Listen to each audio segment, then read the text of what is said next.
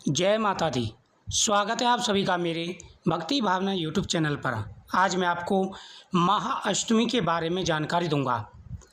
महाअष्टमी कब की रहने वाली है, शुभ योग क्या है, कन्या का पूजन किस समय करें, कौन से उपाय करें, कौन सी राशियां अष्टमी और नवमी के दिन भाग्यशाली हैं। दोस्तों, नवरात्रों में माता के 9 स्वरूपों की आराधना की जाती है। फिर लास्ट के दिन अष्टमी और नवमी को कन्या पूजन किया जाता है। चैत्र नवरात्रि का 8वां दिन और यह दिन माँ को विशेष समर्पित है।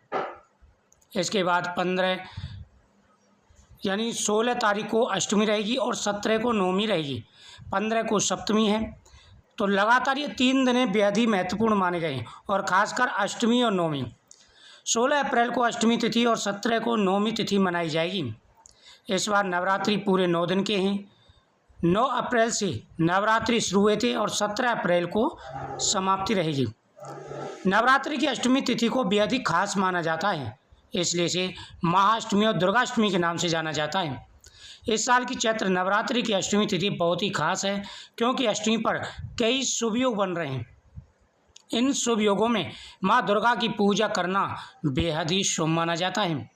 वैसे तो अष्टमी तो होती शुभ है, लेकिन शुभ योगों में अगर माता की पूजा की जाए तो मनोकामना पूरी होती है।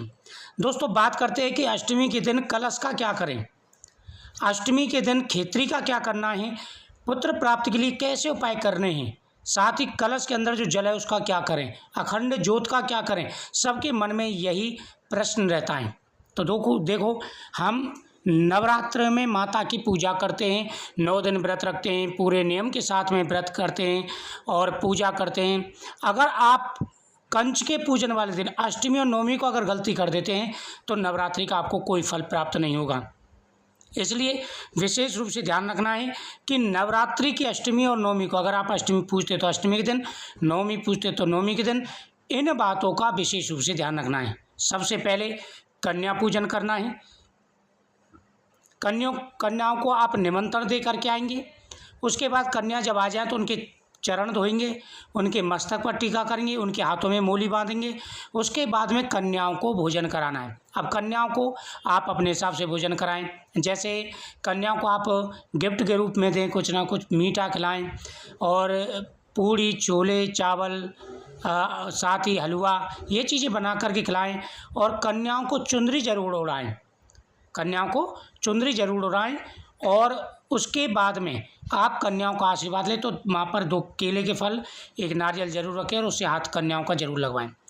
कन्या पूजन के बाद में आपको क्या करना है, माता से क्षमा याचना करनी है। 9 दिन आपने पूजा की, अगर 9 दिन के अंदर कोई गलती हो गई हो तो माता से क्षमा याचना करनी है। कैसे करनी है, आवाहम न जामामि न जामामि च पूजनम, पूजनम चैव न जामामि क्षमस्यम परमेश्वरी। हे मातेश्वरी, मैं ना पूजा जानता हूँ न आह्वान जानता हूँ, अगर कोई मुझसे गलती हुई हो तो उसके लिए आप मुझे क्षमा करें। मैंने 9 दिन आपकी पूजा की है, व्रत रखा है।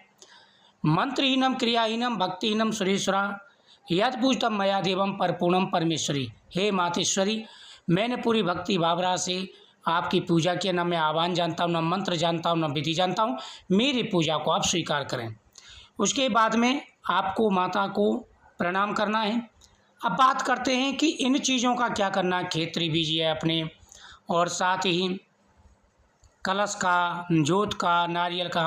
तो जो कलश के ऊपर नारियल रखा होता है, सबसे पहले आपको क्या करना है, एक लाल कपड़ा लेकर के छोटा सा माता के सामने बिछा देना है, रख देना है।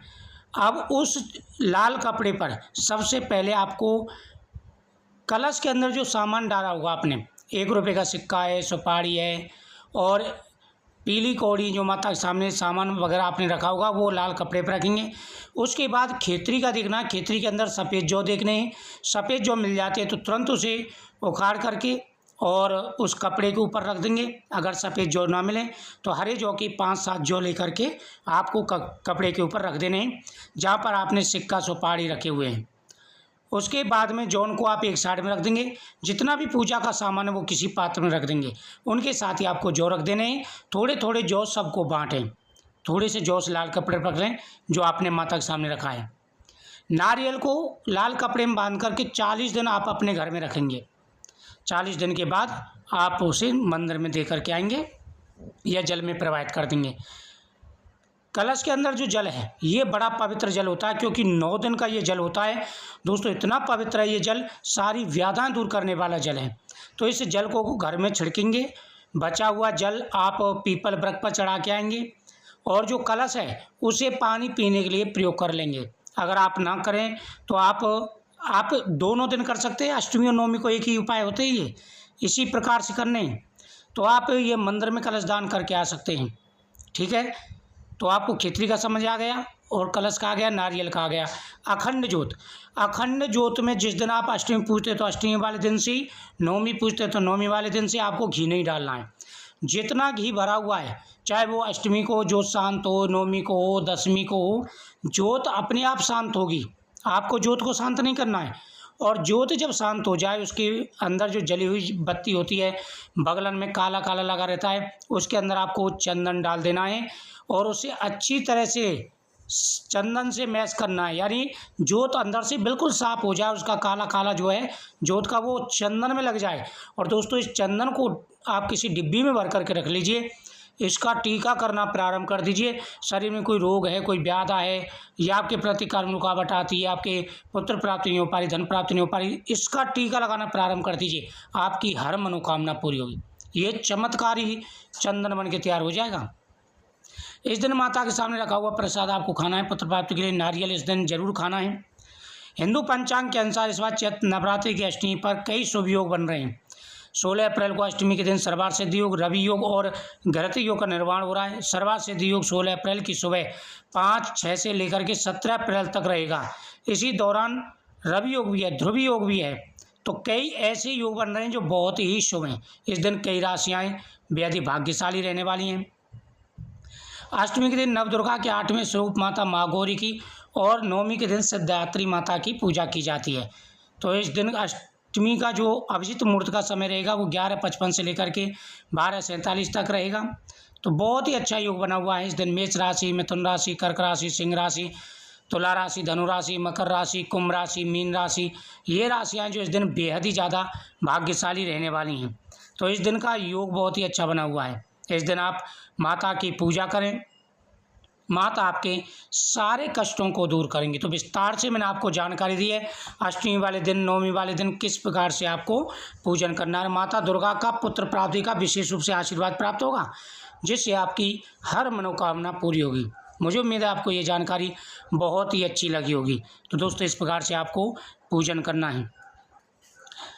अष्टमी के दिन जिन घरों में पूजा होती है वो अष्टमी को कंच के बैठाएं, नवमी पूजते हैं वो नवमी के दिन बैठाएं। जिन घरों में अष्टमी की पूजा करके व्रत खोले जाते हैं वे इसी दिन हवन और कन्या का पूजन भी करते हैं।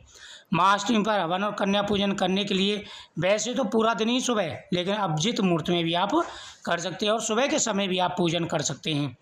तो योग बहुत ही अच्छे बने हुए हैं। वीडियो को ज़्यादा से ज़्यादा शेयर करें, चैनल को सब्सक्राइब करें। जय माता दी।